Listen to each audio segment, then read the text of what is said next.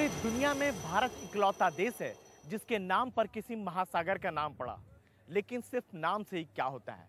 इस पूरे इलाके की सुरक्षा की जिम्मेदारी भी भारत की बनती है, खासकर ऐसे माहौल में जब हर तरफ चुनौतियां ही बढ़ रही है।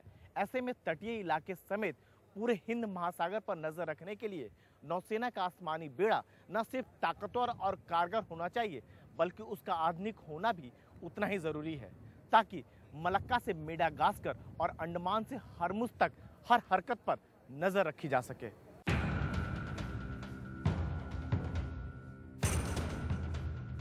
समंदर के नीले दामन पर शहंशाह की तरह राज करता विमान वाहक आईएनएस विक्रमादित्य और उसकी गोद से उड़ान भरते MiG-29 के। दूसरी तरफ नजर मारिए तो दिखेगा एयरक्राफ्ट कैरियर आईएनएस विराट और उस पर हुंकार के साथ उड़ते उतरते सी हैरियर।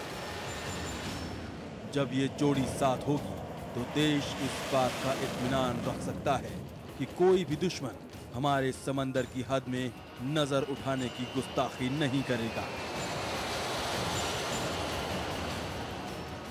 हमारी शक्ति में काफ़ी बढ़ावा होगा इससे, और जो कमियां थी हमारी एविएशन के क्षेत्र में, मैरीटाइम वॉरफेयर के क्षेत्र में, उसमें हमें काफ़ी इजाफा होने वाला है। पूरब में बंगाल की खाड़ी, पश्चिम में अरब सागर और इन दोनों से जुड़ा दक्षिण में दूर तक फैला हिंद महासागर। इस पूरे इलाके की सुरक्षा का जिम्मा इंडियन नेवी के कंधों पर है। पर यह सवाल भी कम बड़ा नहीं है कि इतने लंबे चौड़े दायरे पर क्या सिर्फ जंगी जहाजों, पनडुब्बियों और स्पीड बोट्स की मदद से नजर रखी जा सकती है। साथ ही अगर कभी जरूरत पड़ी तो वक्त रहते ही दुश्मन के हमले का मुंह तोड़ जवाब देना मुमकिन होगा। यही वजह है कि नौसेना के हवाई बेड़े की अहमियत बढ़ जाती है और ये मुश्किल काम पायलटों को अंजाम देना होता है। किसी एयरक्राफ्ट कैरियर से टेक ऑफ या उस पर लैंडिंग आसान बात नहीं होती। ये मत भूलिए कि यहाँ आसपास जमीन नहीं, नीला गहरा समंदर होता है जो पहाड़ को भी निगल जाए।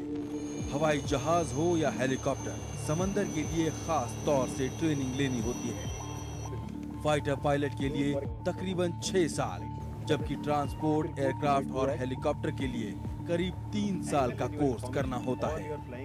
फाइन न्यूएंसेस होते हैं सी के ऊपर फ्लाई करना। हमारा इंडियन नेवी का टैक्टिकल फॉर्मेशन, फ्रेजियोलॉजी, ये सब हमको सिखाते हैं और ये काफ़ी डिफ़िकल्ट होता है क्योंकि सी के ऊपर कोई होराइजन नहीं होता, डिसोरिएंटेशन का काफ़ी चांसेस है और आसपास कोई लैंड नहीं दिखना और अकेला रहना, ये पूरा सी पे और मिशंस कंटिन्यू करते रहना काफ़ी टास्किंग होता है और काफ़ी डिफ़िकल्ट भी होता है। एंड ये काम कोई फेंट हार्टेड लोगों का नहीं है, ये काफ़ी ही टफ काम है और काफ़ी दिल का काम है। ये रूस में बना IL-38 है। अगर समंदर में जंग छिड़ती है तो दुश्मन का सामना सबसे पहले यही करेंगे। 65 टन का ये फाइटर न सिर्फ निगरानी में अव्वल है, बल्कि मुस्तैदी से मोर्चे पर डटा रहता है। करीब 1500 किलोमीटर की रेंज के साथ टारपीडो और मिसाइल से लैस होकर यह आसमान में लगातार 8 से 10 घंटे तक उड़ान भर सकता है और समंदर के ऊपर या नीचे मौजूद दुश्मन के जहाजों और पनडुब्बियों की पहचान कर उन्हें पानी में ही दफन कर सकता है। ये जहाज बहुत कैपेबल है। आप जो भी मिशन का नाम लीजिए और ये जहाज वो मिशन अपने आप हासिल कर सकता है। माने तो हज़ारों मील समंदर में जाके शिप को ढूंढ सकता है, सबमरीन को ढूंढ सकता है, और सिर्फ ढूंढना ही नहीं, ये अपने आप ढूंढने के बाद उनके ऊपर हमला भी कर सकता है। पर जहां बात नौसेना और उसके हवाई बेड़े की हो रही हो, वहां किसी महिला की मौजूदगी एक सुखद बदलाव का एहसास कराती है। नेवी में लेडी ऑफिसर को फ्लाइंग ड्यूटी दी जा रही है।